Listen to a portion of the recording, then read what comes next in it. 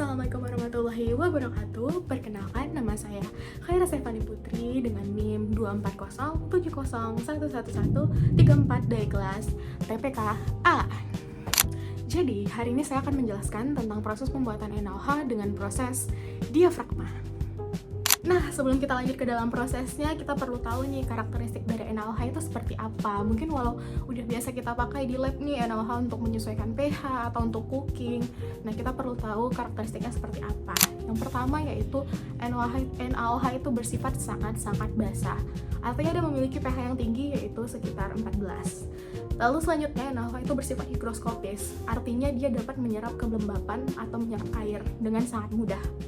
Lalu yang ketiga, dia berbentuk kristal atau seperti kristal berwarna putih.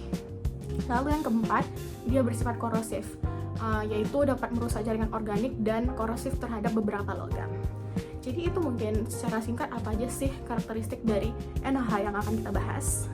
Nah, proses pembuatan NaOH dibedakan oleh beberapa jenis. Terdapat 3 jenis proses pembuatannya. Yang pertama menggunakan diafragma, yang kedua menggunakan membran, yang ketiga menggunakan merkuri. Nah, ketiganya ini memiliki perbedaan ya. Yang pertama yaitu diafragma.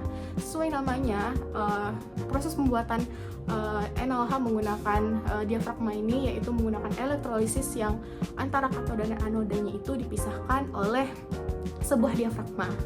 Lalu untuk sel membran kurang lebih mirip dengan diafragma tetapi menggunakan membran yang dapat menukar ion, di mana ion Na dapat melewati si membran tersebut. Sedangkan untuk proses merkuri ini lumayan berbeda dengan proses sebelumnya yaitu proses menggunakan membran dan juga diafragma. Yang merkuri ini berbeda di mana katodanya menggunakan Hg atau merkuri cair yang dimana NaOH-nya tidak langsung terbentuk oleh ion Na tetapi membentuk sebuah amalgam terlebih dahulu. Jadi antara ketiga ini saling berbeda dan efisiensinya juga berbeda-beda. Sebenarnya yang menghasilkan NaOH paling murni adalah yang menggunakan proses merkuri, tetapi seperti kita tahu toksisitasnya juga tinggi sehingga proses ini sudah ditinggalkan dari tahun 1970-an. Dan jika dibandingkan antara membran dan juga diafragma, yang lebih menghasilkan NaOH murni adalah yang membran, yaitu sekitar 30%. Dan yang membran juga dinilai lebih ramah lingkungan karena tidak menghasilkan limbah berupa asbes. Sedangkan untuk diafragma, karena diafragmanya terbuat dari asbes, maka ada limbah asbes yang dapat mencemari lingkungan. Nah, pada kesempatan kali ini saya akan menjelaskan salah satu dari proses yang sudah saya sebutkan tadi, yaitu proses diafragma. Nah, mungkin tadi udah disenggol nih proses diafragma itu dia pakai apa dan bagaimana. Seperti namanya, kita pakai diafragma untuk memisahkan antara si katoda dan anodanya, di mana proses yang terjadi adalah elektrolisis. Di mana umpan yang kita pakai adalah brine atau larutan NaCl yang sudah dimurnikan dan dibersihkan, dan juga di mana terdapat katoda dan anoda yang terjadinya reaksi pembentukan dari NaOH, di mana katoda dan anoda ini dialirkan oleh listrik yang searah atau DC. Ini tadi udah kita singgung ya bahwa feed dari proses elektrolisis ini atau bahan baku dari pembuatan NaOH ini adalah brine. Nah, brine tidak bisa langsung dimasukkan ke dalam proses elektrolisis karena biasanya mengandung beberapa pengotor, logam, dan lain-lain yang harus kita hilangkan sebelum kita masukkan ke proses elektrolisis. Nah, untuk menghilangkan kontaminan-kontaminan tersebut, kita ada beberapa tahap yang kita lakukan sebelum brine diinputkan ke dalam proses elektrolisis, yaitu tahap pertama menghilangkan logam-logam yang ada di dalam brine. Biasanya terdapat logam-logam seperti Ca, Mg, besi, dan lain-lain. Untuk menghilangkan logam-logam tersebut, ditambahkanlah Na2CO3 ataupun kapur untuk mengendapkan zat-zat besi atau logam tersebut. Lalu yang kedua yaitu untuk menghilangkan atau pemisahan sulfat. Nah, untuk menghilangkan sulfat ini ditambahkan senyawa kimia berupa BaCl2. Lalu yang ketiga, tahapan terakhir yaitu tahapan netralisasi. Nah, untuk menetralkan atau menyesuaikan pH dari brine ini, kita biasanya menambahkan HCl untuk pengkondisian brine sebelum masuk ke dalam proses elektrolisis. Nah, kan kita udah bahas tadi nih bagaimana pemurnian dari brine atau input dari elektrolisis ini. Nah, setelah dimurnikan, setelah kita kondisikan, si brine ini bisa masuk ke dalam proses elektrolisis. Nah, pada proses elektrolisis menggunakan diafragma ini bisa kita lihat terdapat ada anoda dan juga terdapat katoda, di mana keduanya dialiri oleh arus listrik DC atau arus listrik searah. Nah, si brine yang menjadi input ini akan bereaksi dengan katoda dan anodanya dan dipisahkan oleh si diafragmanya tadi.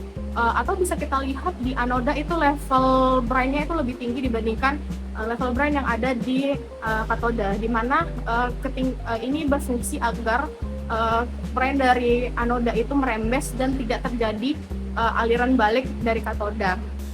Nah, di mana pada anoda terdapat reaksi oksidasi ion klorida, di mana akan mengubah si ion klorida ini menjadi gas klorin, di mana gas klorin ini akan keluar menjadi produk samping. Lalu pada katoda terdapat reaksi reduksi.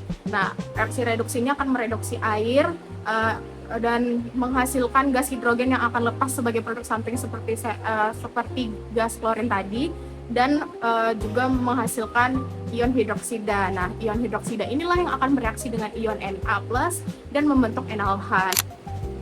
Nah, ternyata NaOH yang keluar dari proses tadi belum sepenuhnya murni, artinya kemurniannya masih 9 sampai atau 10 sampai 12%. Jadi masih yieldnya masih kecil dan kita harus ada proses penguapan lebih lanjut untuk benar-benar dia kental dan hingga menjadi kristal. Karena produk akhirnya tadi kita bahas di awal-awal kalau berupa kristal berwarna putih.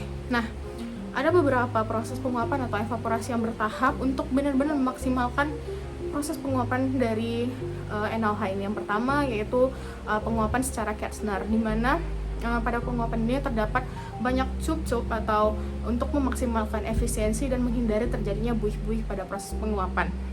Lalu yang kedua yaitu multi-stage evaporator atau evaporator multi-tahap, yang dimana terdapat beberapa tahap untuk pengeringan ini untuk efisiensi pengeringan, efisiensi penguapan, dan juga sekaligus menghilangkan kontaminan-kontaminan yang masih terbawa, yaitu seperti tadi kita lihat masih ada Cl yang terbawa gitu, jadi NaCl kita keluar, kita pisahkan, atau Na2CO3 yang terbawa juga kita pisahkan di multi-stage ini.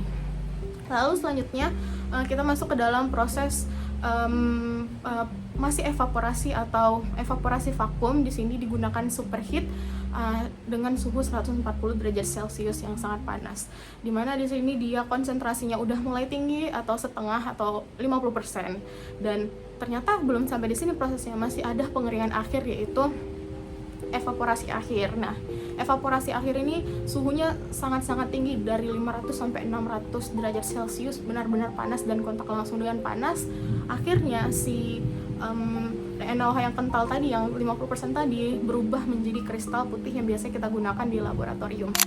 Oke, mungkin dari kesimpulan pembuatan proses NaOH ini adalah terdapat 3 proses pembuatan NaOH, yang yaitu proses diafragma, proses merkuri, dan juga proses menggunakan membran. Lalu brine yang dimasukkan ke dalam proses elektrolisis harus dimurnikan terlebih dahulu untuk menghindari kontaminan. Lalu selanjutnya mungkin terdapat proses lanjutan untuk memaksimalkan pengentalan dan pengkristalisasian NaOH. Mungkin sekian yang dapat saya sampaikan, lebih dan kurang saya mohon maaf. Saya Vera Stefani Putri, pamit undur diri. Wassalamualaikum warahmatullahi wabarakatuh.